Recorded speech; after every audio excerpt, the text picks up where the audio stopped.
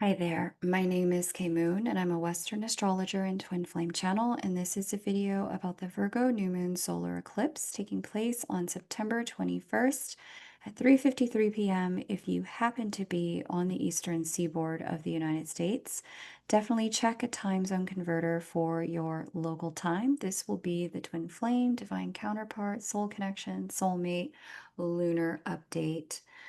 Quick announcement, on Thursday at 7 o'clock, I'm going to be live with a special guest, and I cannot wait to share what we have for you.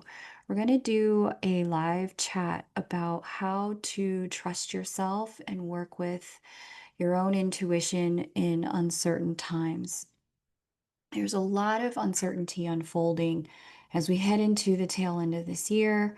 We also see even more coming next year. I wish I could give you different news, but we are in a time of high change on the earth plane. And we have some channeled messages for you. We also have some strategy support and insights for you about how to work with this. So if you are not subscribed to the channel, please do hit that notification bell so you know when we are live. But beyond that, I strongly recommend that instead, if you've already done that, you get on the private list if you're not already on it, because on the private list, I give you access to special gifts, discounts, savings, special events, these things, and I like to treat you special because I like to be treated special, but that's the way to get it. Link to join the private list is below this video. For all of those who have signed up for readings in September with me, thank you so much. The September calendar is now sold out, so I want to give a special acknowledgement for the private listers because it was you guys who sold it out. I'm really happy we get to connect this month. If, and that's a big if, I'm able to open sessions for October to our YouTube community, they will open at the tail end of this month for the private list first. So keep your eyes on your inbox if you'd like a reading, and if you want me in your inbox, you know what to do. Here is our new moon in Virgo. Right there at the 29th degree of Virgo, we see this eclipse has some very interesting influences that include a conjunction there to Mercury, an opposition to Nessus, Saturn, and Neptune, straddled between late degrees of Pisces and early degree Aries. We also see influence as well from Pluto, endings, Uranus, change. We see influence from Jupiter and Juno, the husband and wife of the zodiac, divine counterparts, divine masculine and feminine. Juno is flanked with Vesta and flanked by Vesta and Lilith. Jupiter is in a heavy conversation with Haumea and Mars, and we'll get into that in a moment. But in summary, this particular new moon solar eclipse is bringing about an energy that deals with third dimensional transitions. These third dimensional transitions are liable to happen in the arenas of health, work, romantic partnership. For some of you, this will also have something to do with your pet familiars, perhaps even extended family, bosses, juniors, direct reports at work as well. And I want to say for very few, we'll see some home front changes, but not necessarily. This has a lot more to do with the other areas of life. And I go into great detail about this in the Lightworker Lunar Update. I need you guys to watch it for real, for real. Both the last one and this one, not for my views, not for my likes, not for the algorithm. But here's the thing, both the last eclipse, the full moon lunar eclipse in Pisces, and this eclipse, the new moon solar eclipse in Virgo, are starting new cycles for Juno, the divine feminine, and Jupiter, the divine masculine, because both eclipses spoke to both counterparts.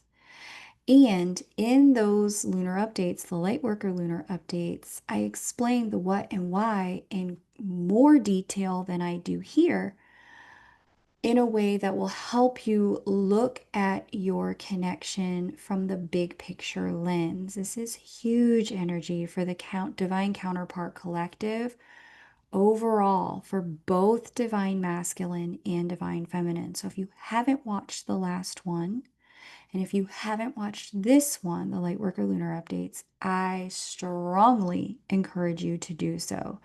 It's going to help you move out of energies of just looking at your counterpart and what they're going to do or not do, and instead settle into the big picture of how the connection itself is growing and your role in it. Okay. All of that to say, um, go watch it. Like, what are you doing? Like, it's so important. I give you this is like a part two to that. And I really want you to have the full picture, especially since readings are less and less available with me.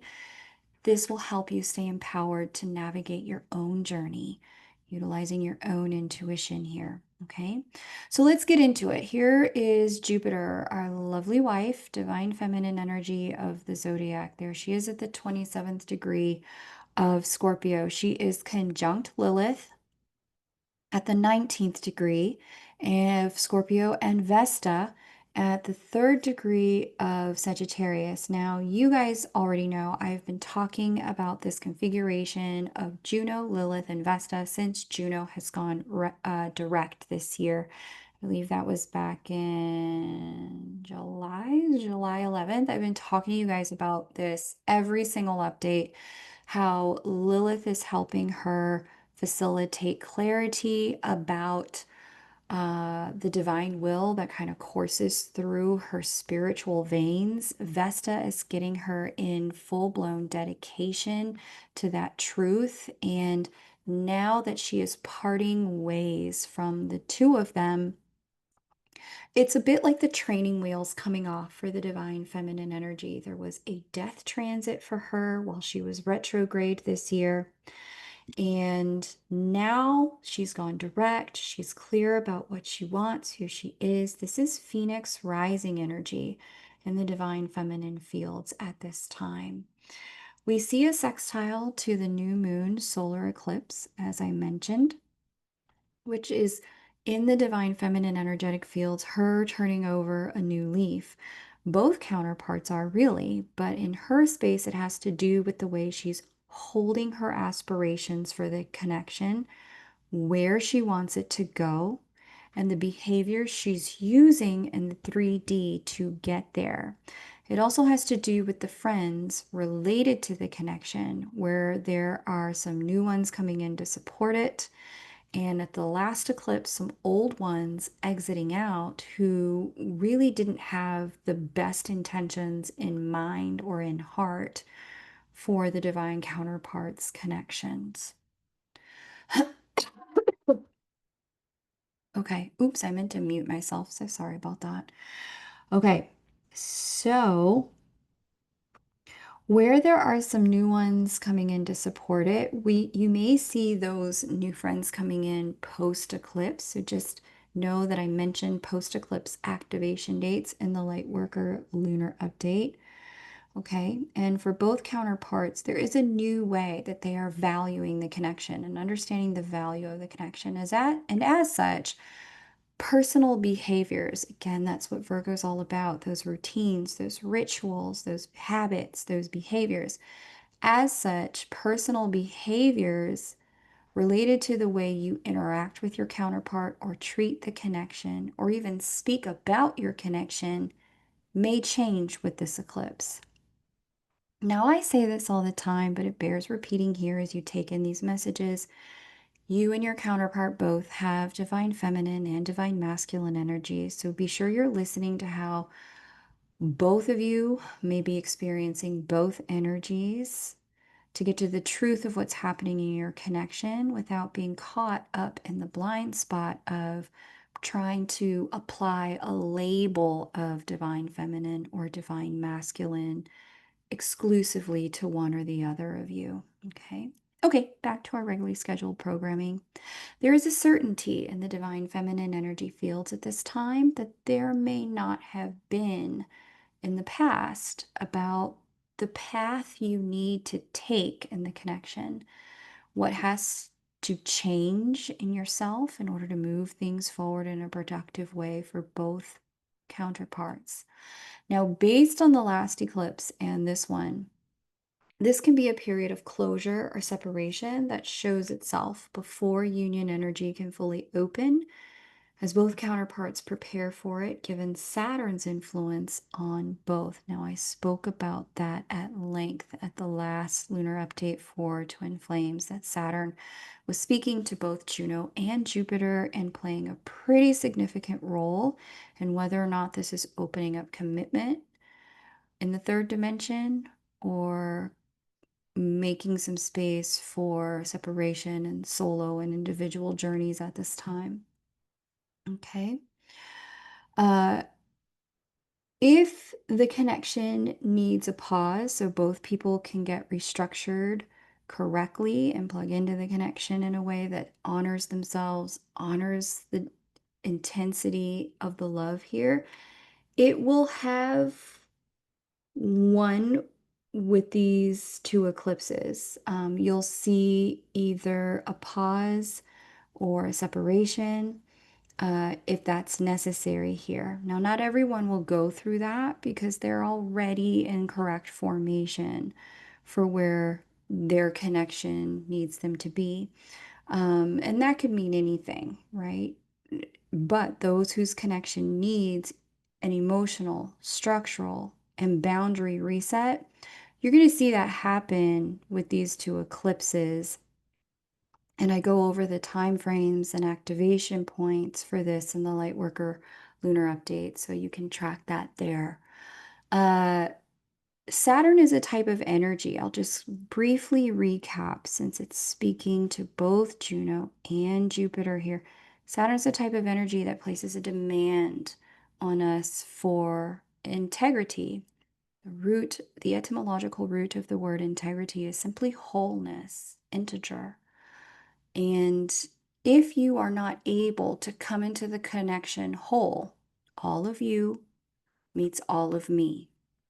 If that's not possible at this point, you will find that the connection, Saturn puts both of you in time out, whether you were already in some format of union or in some format of separation that may extend and continue at this time. If for whatever reason, fear or shame or guilt or just there's obstruction in some way in one or both of you's ability to come into this whole.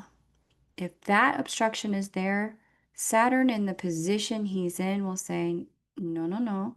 You go back to your side and you go back to your side. I'm going to work with you individually to bring you into some wholeness, to facilitate your capacity to hold and anchor the density of this love in the third dimension. Now, for those of you who are already in wholeness, Saturn also has another function.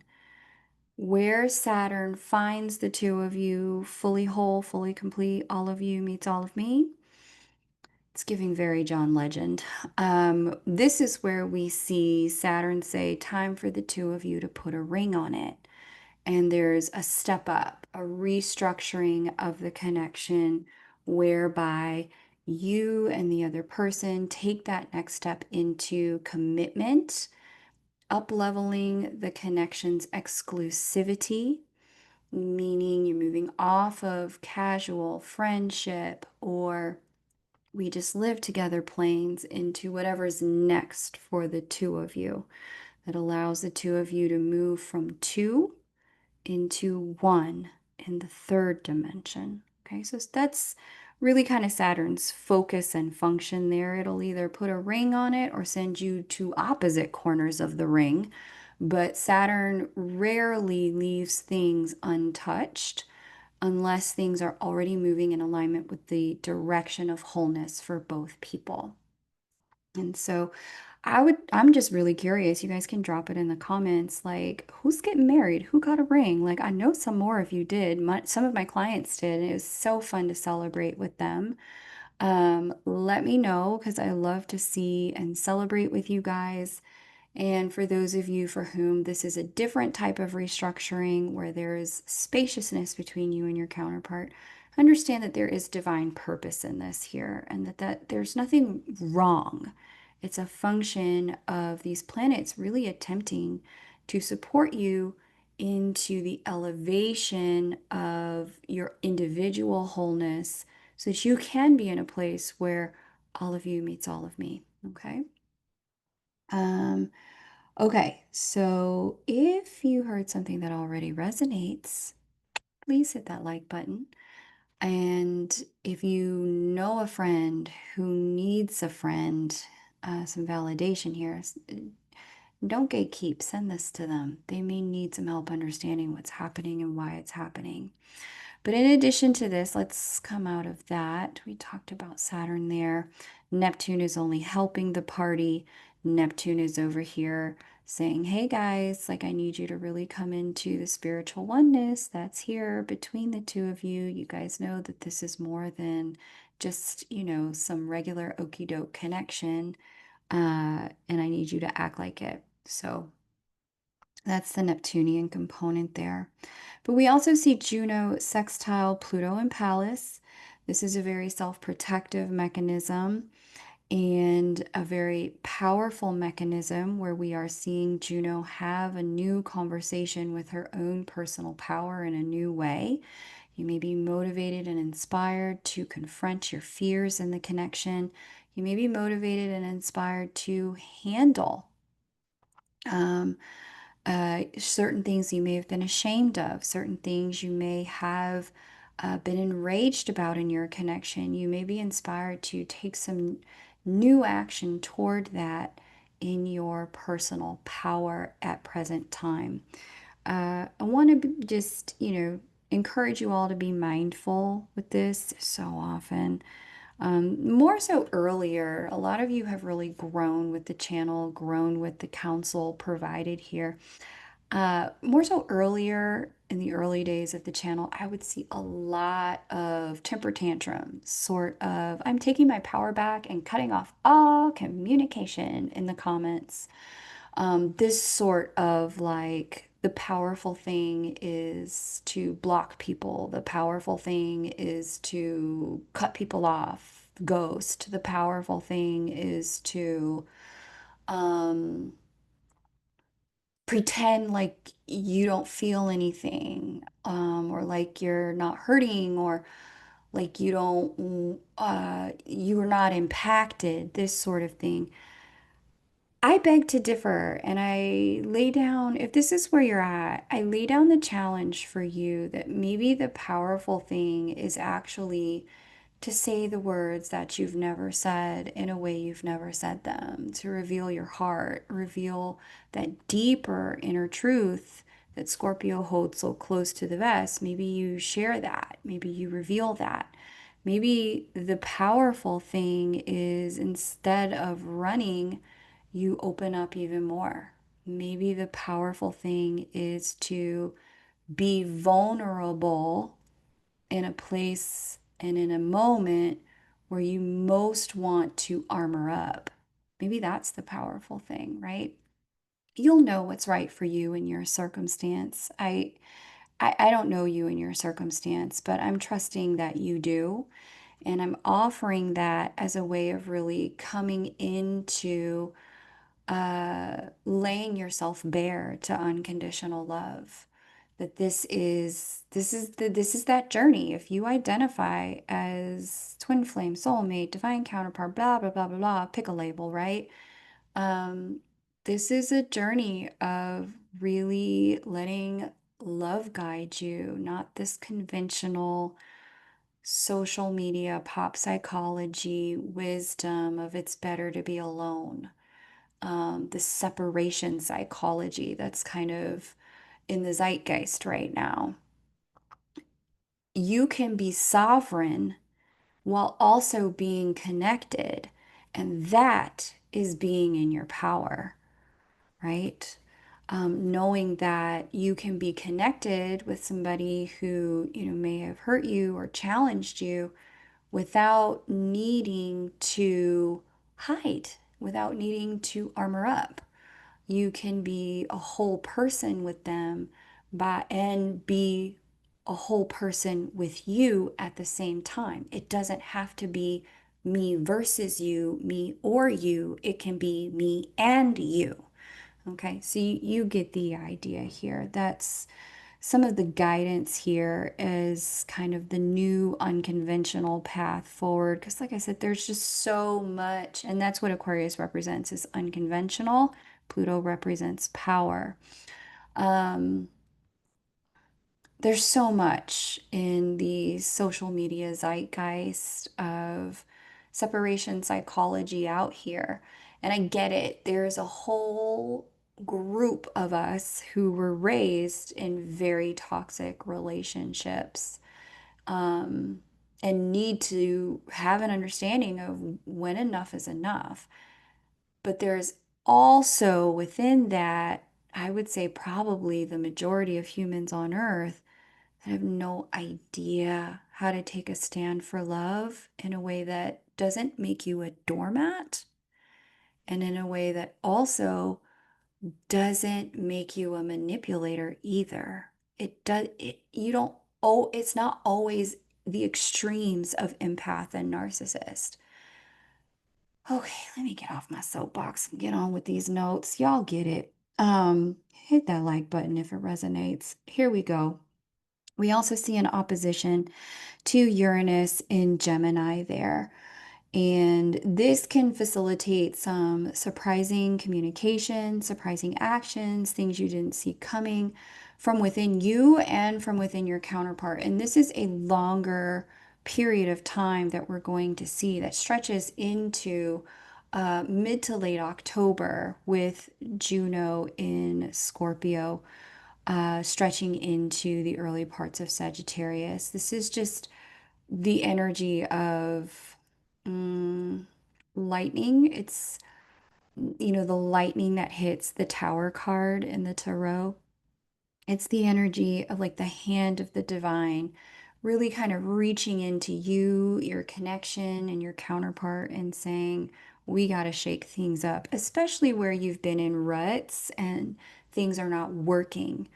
You keep repeating cycles. This is when we really see coming through the divine feminine energetic field an absolute unwillingness to continue to do that and an absolute insistence upon, let's just shake it up. Let's try something different. Okay, so we normally have eggs for breakfast.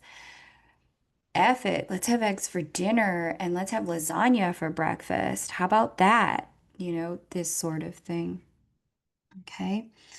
Um, we also see a trine for Juno to the Neptune Saturn Nessus configuration there in Pisces. And there they all are.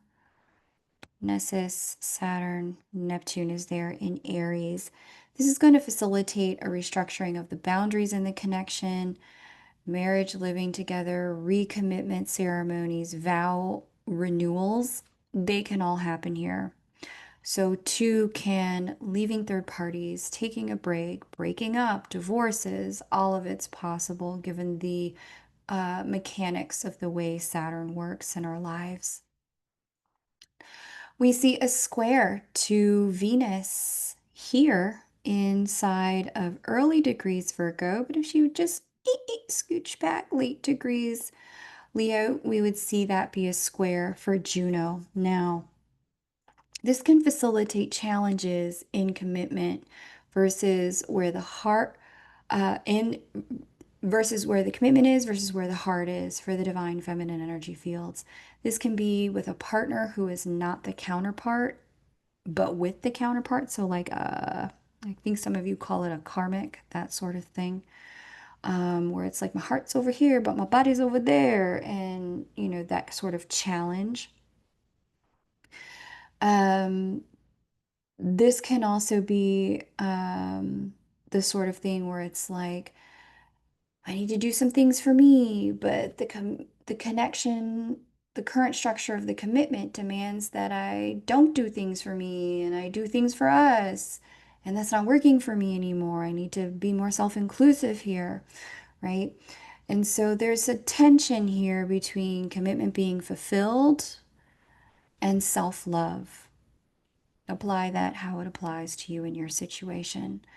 There's so many ways I'm seeing this play out. So people leaving third parties, completing that commitment, but not yet fully able to act on the love that they have in the connection. People needing to commit to themselves for a time instead of focusing on the connection with the counterpart. People in union needing to take a moment to focus on personal journey work, to bring themselves to elevate the way they show up in the connection. These are just some examples that I'm seeing, but take it and see how it may apply to your situation now that you understand how this tension works. So that's what I have for Juno, the divine feminine energy. See what applies for you there in your live stream. If you heard something that resonates, I encourage you to hit that like button, subscribe, hit the notification bell so that when I'm live, typically, not always, and I don't think I'm going to be able to do it for this particular lunar update, but typically I am able to be here live, join the chat, and answer questions about this energy while the live broadcast is happening. And so you really only get notified about the live broadcast if you're either on my private list or if you hit the notification bell. So do that. So if you're ever like stuck with questions post listening to this, I can answer them, but you do need to be here live.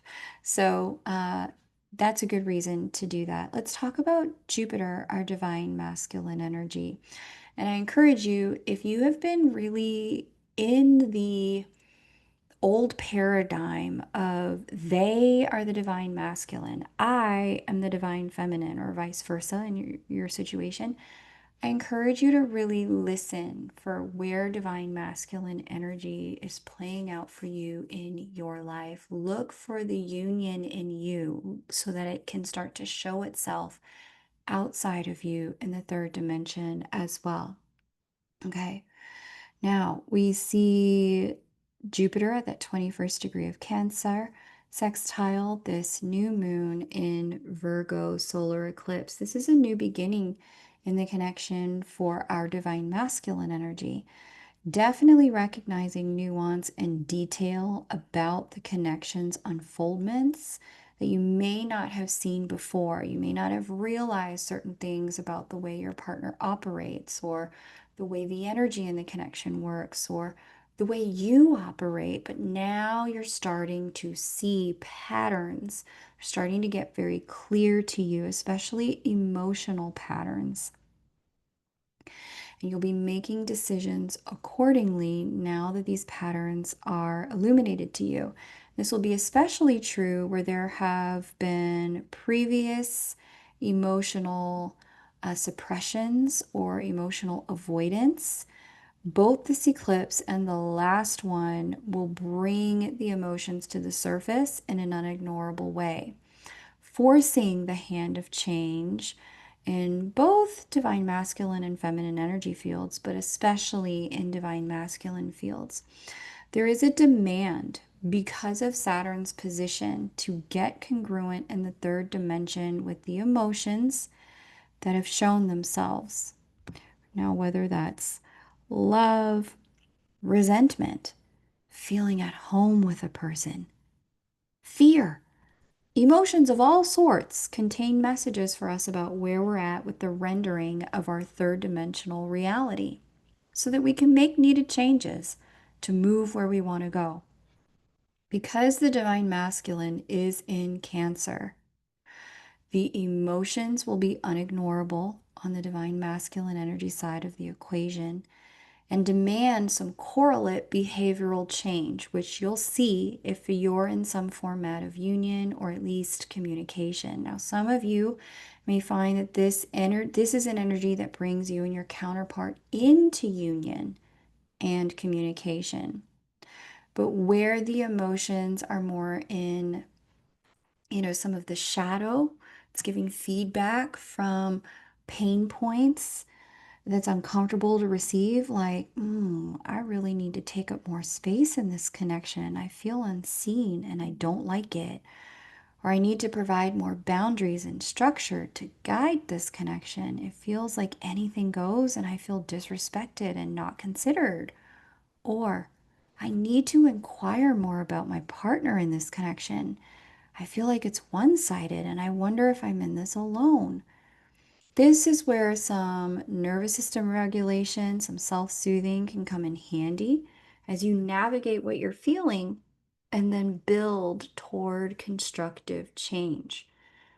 And this will be a function of Juno's influence on Jupiter in the trine aspect because she's in a sign of transformation, speaking to him in a sign of deep emotions. And she represents commitment, he represents expansion. Okay. And so we see this interplay between the two of them where his influence is helping her deepen her commitment to the new structure of the connection that needs to exist. And her influence is helping him restructure his responses to the way the connection is in the third dimension, new behavioral change. So again, roles can flip-flop. We all have our own unique percentage of divine masculine and divine feminine. It fluctuates all the time in connection. I really encourage you to leave behind the label of one person occupying one energy. It's very separation consciousness rooted, and I want you to have your union. Okay, so union within, union without. Um,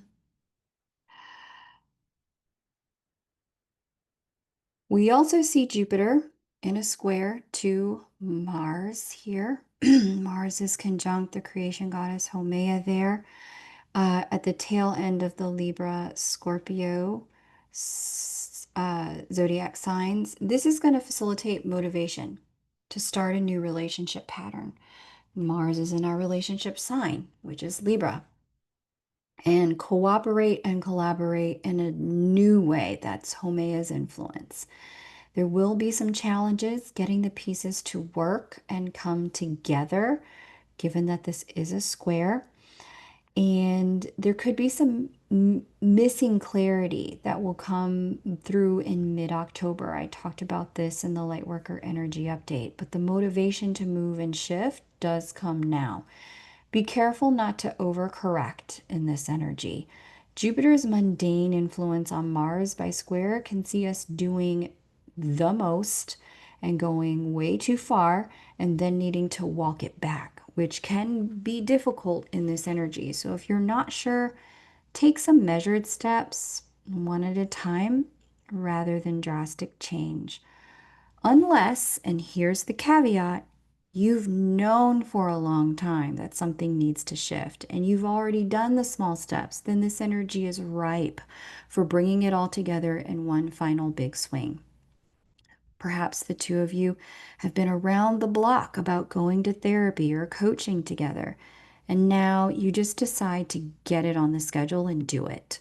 Or you've been clear that living together is not working and you have done the trial periods apart only for things to get better when you're apart between the two of you, and worse when you're living together again. Then you already know what time it is. Go on ahead, y'all set up your separate spaces, even if, we buy, tiny homes on the same lot, hers and hers tiny homes. And, we spend all the time together we want, but we also have our own individual spaces, this sort of thing. You get the idea. Okay. Um, we also see Jupiter opposite Pluto here, which I think is important to just introduce the conversation now. It's very loose, which means that it's not an intense influential energy. It's a low-key taste of Jupiter opposite Pluto, which we're going to get a high-key taste of next summer in the northern hemisphere, winter in the southern hemisphere. Next July, this will be an energy of redefining power through confrontation with what scares us the most. Now, for some of us, that's love and intimacy, but for some of us, that's abandonment and betrayal in these kinds of connections. For all of us, this period of time, this little period in the post eclipse activation window, this is going to give us a sneak peek in our divine masculine energy uh, into what we'll be dealing with as we get into next year. And it's going to provide impetus for us to do some things we've never done, to get some things we've never had in connection. So enjoy this preview and use it productively.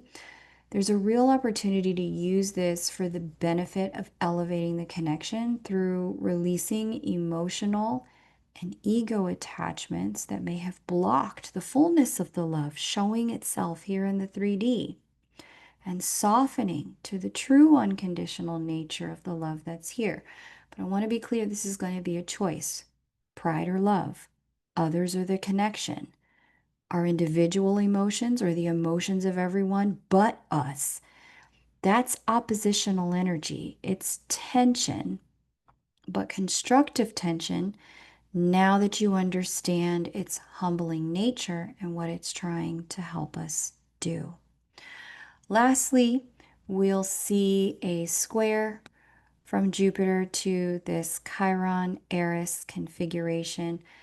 Again, I implore you to listen to the Lightworker energy updates, not this one, but the last two. I go into extensive detail about the influence of Eris and Chiron on the collective, what's happening in terms of mindsets and perceptions and vision, and how it's really kind of wreaking a lot of havoc on many people's ego structures at this time. I help you understand why it's happening, how to work with it so that it doesn't get overbearing for you in previous Lightworker lunar updates. But I am going to summarize very quickly here. We also see Mars here squaring Jupiter, and we see opposition from Mars to this Chiron Eris configuration. This little trio, this whole they don't play nice. This is a not play nice energy. I don't like it. I don't like it. No. Um, some of you need this energy. The majority of you, I don't think you do. But for those of you who have been in a place where you have literally let yourself, now we're going to talk about those extremes, be the empath to a narcissist, the doormat for somebody else's boots, the one who, and some of y'all really think that's you. It's not really you. I promise you it's not. Um, but those of you who've really taken way too much off of your counterpart, this energy is going to help you finally say enough. Most of you just need to have a conversation and say, look, this is not okay. Can we have some corrections here? Um, but for all of us collectively, this little configuration in our divine masculine energy fields will show itself where we may feel like we are somehow, some way victimized by the connection or, in its lowest vibration, victimized by the other person. The other person just got their own wounds and nonsense they're dealing with. Most of them ain't out here trying to hurt you. They just dealing with their own stuff. This is where you may really feel a bit burdened by the connection's unfoldments. If you're I'm gonna say this as nicely as I can. If you're not getting what you want from your partner, um, you may feel a little burdened by the connection, a little victimized by it, a little blamey.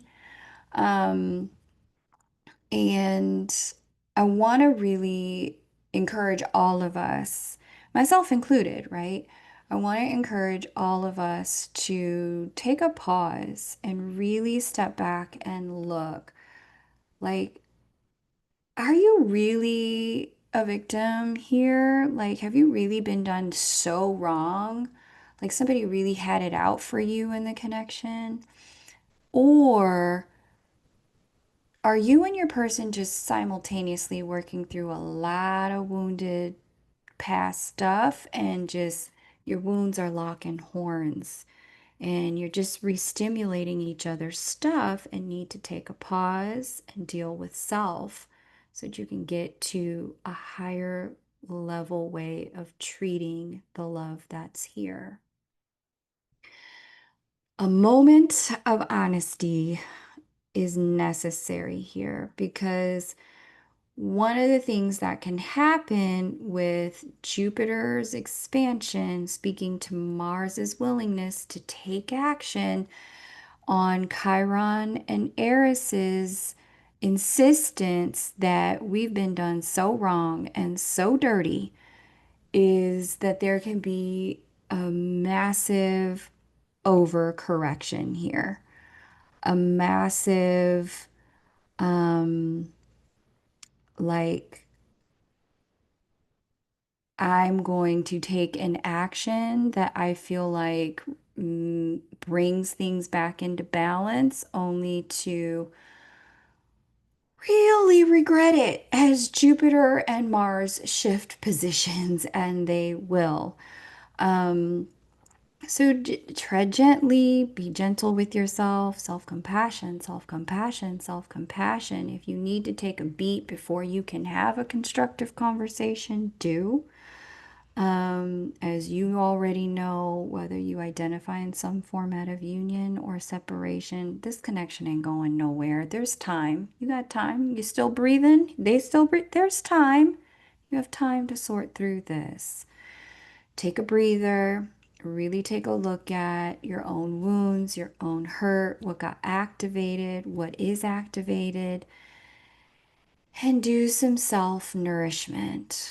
Talk to a therapist, talk to a coach, talk to um, a therapist or a coach. It's my strong recommendation here. I don't recommend chatting it up with your girlfriends or your boyfriends or your they friends who are like, yeah, yeah. And then there was also that time that that person, all you don't need anyone egging on your victim story here. Really, or your family, you don't need that.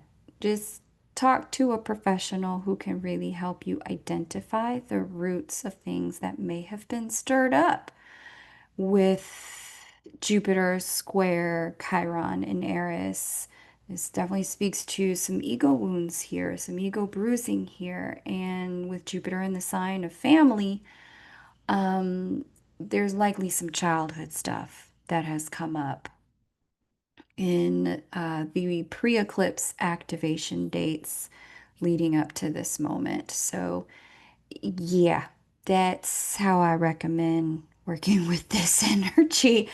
Um, those of you who are OGs already know that's a T square. The way to really resolve T square tension is to lean into the sign that's conspicuous in its omission, and that's Capricorn with your divine spark. The Capricorn energy here does place a request for some structure, some boundaries, some willingness to put the work in, to lean into your work ethic when it comes to your dedication, to see the connection evolve, and some trust that if you put in the work will work for you. Okay?